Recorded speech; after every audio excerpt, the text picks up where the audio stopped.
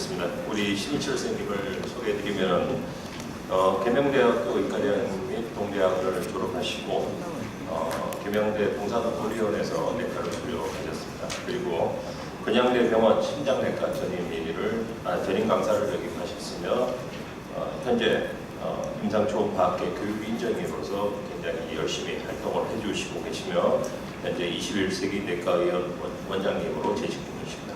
강의 부탁드리겠습니다. 네, 소개 말씀 감사드립니다.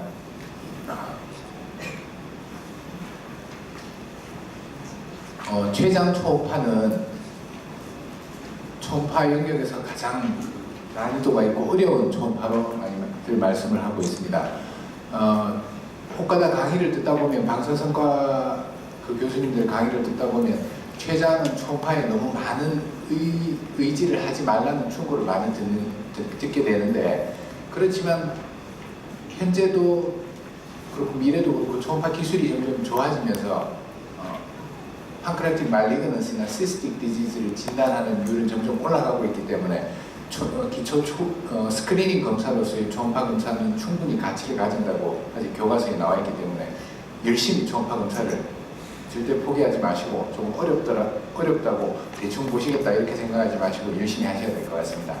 제가 지금부터 15분간 말씀드릴 사진은 이 7장의 사진을 잘 이해하시는 것을 목표로 하고 있겠습니다. 복부 초음파를 하실 때 표준 영상으로 꼭 찍으셔야 되는 사진들 7장이 되겠습니다. 첫 번째 사진은 아까 나왔던 사진, 리버하고 이쪽에서 나왔던 사진이기 때문에 지나가고요. 그 두 번째 지금 제가 가르치고 있는 사진은 스플린을 장축으로 하일룸 스플래닉 베인을 포함한 스플린의 장축 사진을 찍으셔야 되고, 세 번째 사진은 스플린을 장축 촬영을 하시면서 스플래닉 베인 앞쪽에 있는 판크레아스 테일을 관찰을 하셔야 된다는 거. 그 다음에 네 번째 사진은 스플래닉 베인 앞쪽에 판크레아스 바디를 촬영을 하셔야 된다는 거. 그 다음에 지금 다섯 번째 사진은 판크레아스 헤드, 프로브를 오른쪽으로 이동을 시켜서 판크레아스 헤드를 관찰하면서 헤드 쪽에 있는 판크레아틱 CVD와 베스트로두오데날 아트리를 같이 촬영을 하셔야 되는 스트럭처를 이해를 하시면서 촬영을 하셔야 되겠고, SMV 레벨에서 롱기튜디널 스캔을 해서 넥과 은스네이트 프로세스를 같이 촬영하는 롱기튜디널 스캔을 하셔야 된다는 점을 이해를 하셔야 되겠고, 마지막 사진으로 판크레아스 테일을 오블리크 스캔을 해서 촬영을 하셔야 된다는 점, 이 7장의 사진에 대해서 제가 상세하게 설명을 드리면서 지나가도록 하겠습니다. 사진만 찍는 것이 중요한 것이 아니고 디지즈를 진단하고 디텍션하기 위해서는 아나토미컬한 스트럭처들을 충분히 이해를 하고 계셔야 할 것으로 생각됩니다. 췌장 초음파가 어려운 것은 일단 췌장이 제일 뒤쪽에 우리 레트로페리토니아 오르간이고 그 앞쪽에 있는 스토막을 비롯해서 콜론, 두오데듐 이런 가스들, 초음파가 가장 싫어하는 물리적인 한계를 주는 가스들과의 전쟁이기 때문일 것 같습니다. 췌장 초음파는 이론은 간단한데 실기가 어려운 것이 특징인 것 같습니다. 제가 드릴 말씀은 앞으로 어떻게 하면 이 난관들을 극복하고 이 뒤쪽에 있는 판크레아스를 잘 볼 수 있을까, 이해를 잘 할 수 있을까에 대해서 말씀을 드리겠습니다. 처음 시작하시는 분들한테 도움이 되도록 조금 지겨우시겠지만 초음파 해법을 한 번만 더 말씀을 드리고 가겠습니다. 판크레아스가 이렇게 있으면 헤드, 넥, 바디, 테일 이런 쪽으로 구분을 했던 거 학교 해박 시간에 들으셨던 것이 기억이 나실 텐데 다시 한 번 더 리뷰를 해보시면 IVC 앞쪽에 있는 구조물이 판크레아스가 헤드가 되겠고, 에올타 앞쪽에 있는 판크레아스는 주로 바디가 되겠습니다.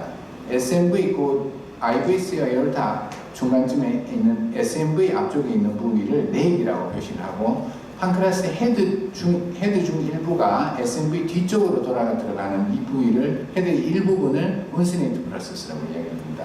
바디와 테일은 경계는 명확하지는 않으나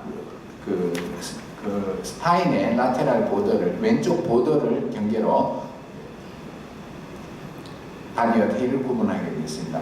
그래서 이런 러프한 개념을 넣어두시고 그 다음에 3차원적인 구조들을 하나씩 찾아 나가시면 되겠습니다. 판크레스의 아나토미는 베스큘라 아나토미가 되겠습니다.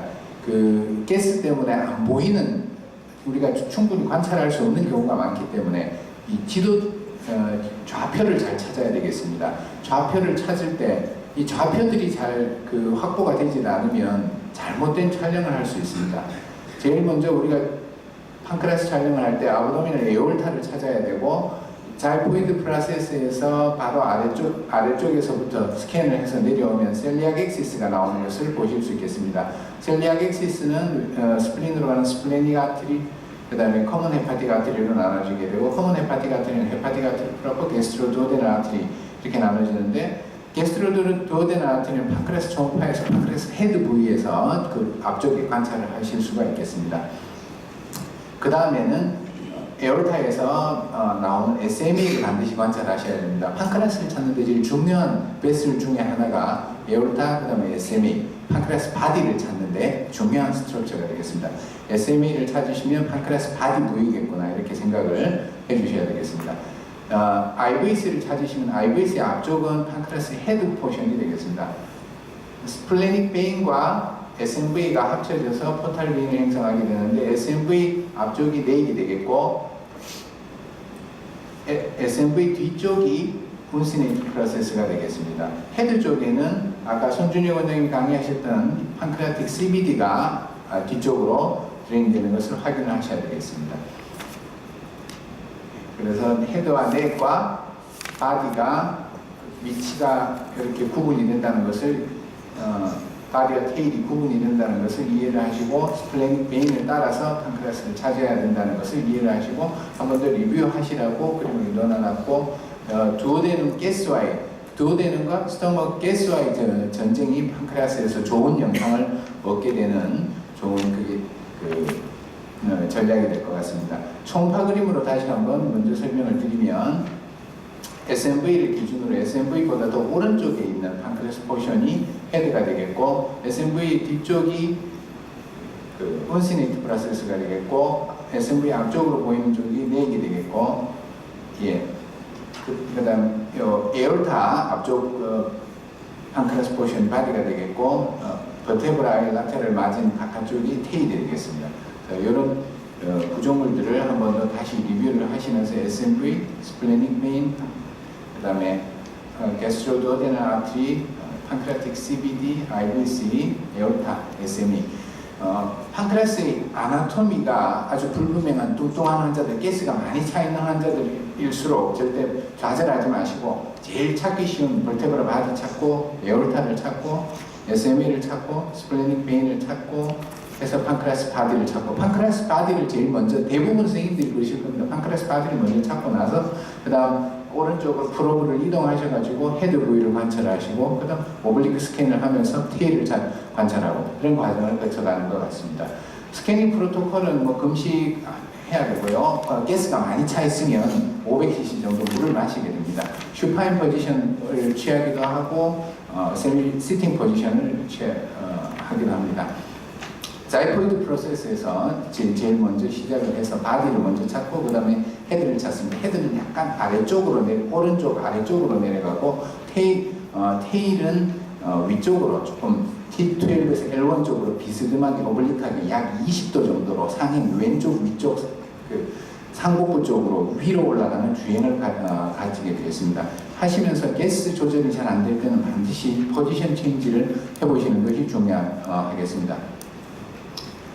할 수 있는 방법은 뭐든지 다 해봐라 그러는 것이 교과서의 내용이 되겠습니다.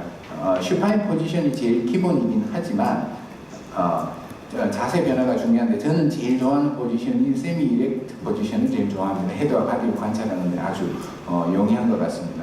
또 라이트 오블리크 포지션, 라이트 데쿠비투스 포지션도 도움이 될 수 있는데, 두오데눔 세컨 포션에 있는 가스를 밀어내고 대신 플루이드로 다 채워주기 때문에 가스를 푼드스로 밀어내기 때문에 헤드 쪽 관찰이 더 용이해질 수 있습니다. 세미 이렉트 포지션하고 라이트 오블리크 라이트 데쿠비투스 포지션을 많이 사용을 해주시면 좋겠고, 천천히 물을 한 500cc 정도 드셔서 가스를 제거해주는 방법도 좋은 스트레치가 될 것 같습니다. 노멀 파인딩에서 기억하셔야 될 거는 바디 쪽에 그 전후 직경이 2cm 이상 되면 판크레아스가 커져 있는 거다. 헤드 쪽에서는 2.5cm 이상 되면 더 커져 있는 거다. 모양은 콤마 쉐입이 제일 많다. 44% 정도 된다고 합니다. 헤드 쪽에는 두껍고 테일 쪽으로 가면서는 좀 얇아지는 모양이다. 그리고 에코제네시티는 보통 리버하고 거의 비슷하거나 판크레아스 조금 더 높은 것으로 되어 있는데 비만한 환자들이나 올드에이지나 당뇨가 있는 사람들은 조금 더 에코제네시티가 올라가는 것으로 되어 있습니다. 판크레아스 바디를 제일 먼저 관찰하시는데 바디 관찰하시면서 판크레아스의 판크레아스틱 덕트를 확인을 하시는 것이 중요하겠습니다. 2mm 이상 되면 판크레아스 히든 말그넌스나 시스틱 디지즈가 없는 다른 디지즈가 없는지 반드시 확인을 하고 가셔야 될 스트럭처이기 때문에 판크레아틱 덕트를 확인하시는 것이 매우 중요하겠습니다. 바디를 보시면서 판크레아틱 덕트를 꼭 확인해야 되겠다. 그냥 판크레아스 바디 이렇게 그냥 지나가시지 말고 혹시 덕트 디너테이션은 없는지 확인을 해주시는 게 좋겠습니다.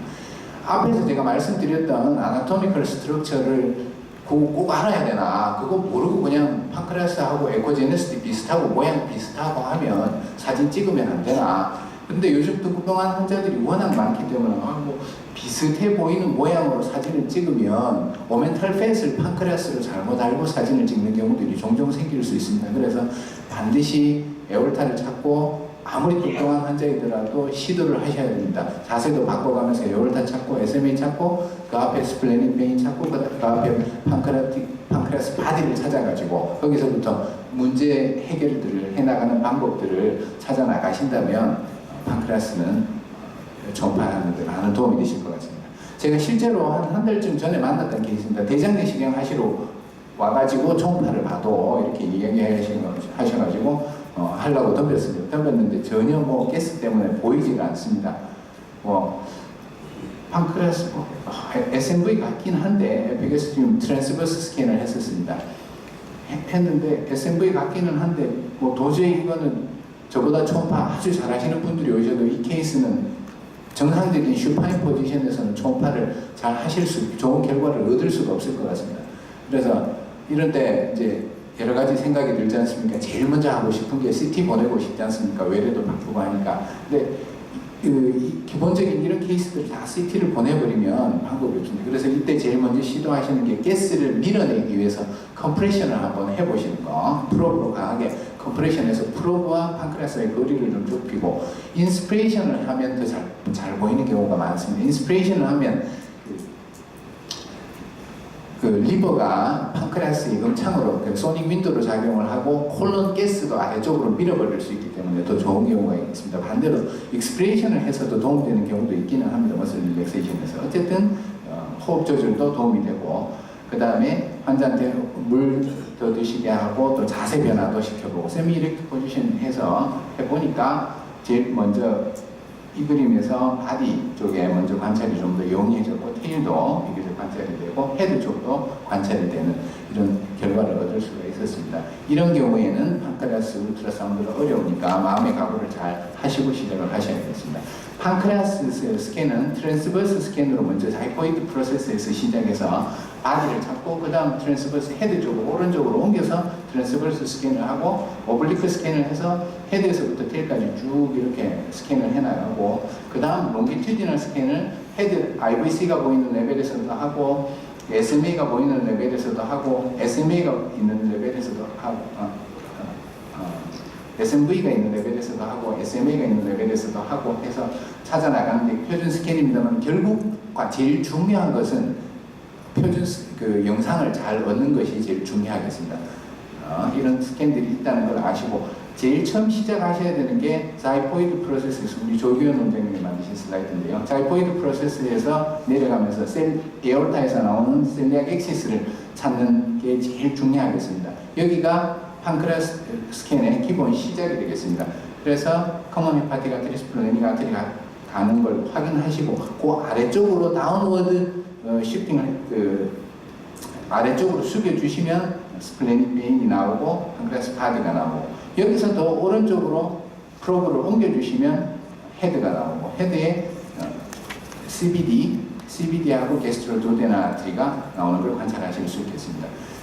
오블리크 스캔을 하면 장점은 판크레아스 헤드에서부터 테일까지 쭉 일직선으로 다 스플래닉 베인을 보면서 관찰을 할 수 있는데, 강조해야 될 것은 SMV 아래 스플래닉 베인이 안 보이고 SMV 레벨에서 스플래닉 베인을 위주로 보시는데, 헤드 쪽에서는 아래쪽까지 운시네이트 프로세스까지도 잘 관찰을 해서 유심히 봐주셔야 된다는 것을 강조를 드리고 싶습니다. 롱기튜디널 스캔도 중요한데요. 압도멘 에올타에서 SMA가 나가는 레벨이 되겠고, 스플래닉 베인, 판크레아스 바디가 SMA가 나가는 레벨은 판크레아스 바디가 되겠습니다. 이 영상은 표준 영상에 포함되는 영상이죠. 운시네이트 프로세스가 있고, 판크레스네이트 있고, SMV가 있는 SMV 롱기튜디널 스캔을 하게 되겠고, 조금 더 아래쪽 오른쪽으로 와서 보면 IVC가 있고 판크레아스 헤드 프론트가 아주 길게 전체적으로 다 보입니다. 오블리크 스캔을 해서 판크레아스 테일까지 끝까지 잘 보시려는 노력을 해주셔야 되겠고, 역시 테일까지 잘 보는 노력이 좀 필요하겠습니다. 이 사진은 라이트 데쿠비투스 포지션을 했었을 때 두오데는 세컨 포션의 가스가 사라지고 플루이드로 채워져서 관찰이 용이해진다는 걸 얘기 말씀드리고, 필수 영상에 꼭 나오는 영상이 트랜스 스플래닉 어프로치가 되겠습니다. 스플린을 윈도로 해서 스플래닉 베인을 찾고 판크레아스 테일을 찾고 하는 스캔이 기본이 되겠습니다. 롱기튜디널 스캔이 상당히 필요한데요. 표준 영상은 SMV 레벨에서 자르는 요 영상 2번 영상만 나와 있는데, IVC 레벨에서 IVC가 보이는 레벨에서 스캔을 해가지고 길게 스캔해서 판크레아스 헤드 프로퍼가 전체적으로 잘 보이도록 하는 스캔도 매우 중요하겠습니다.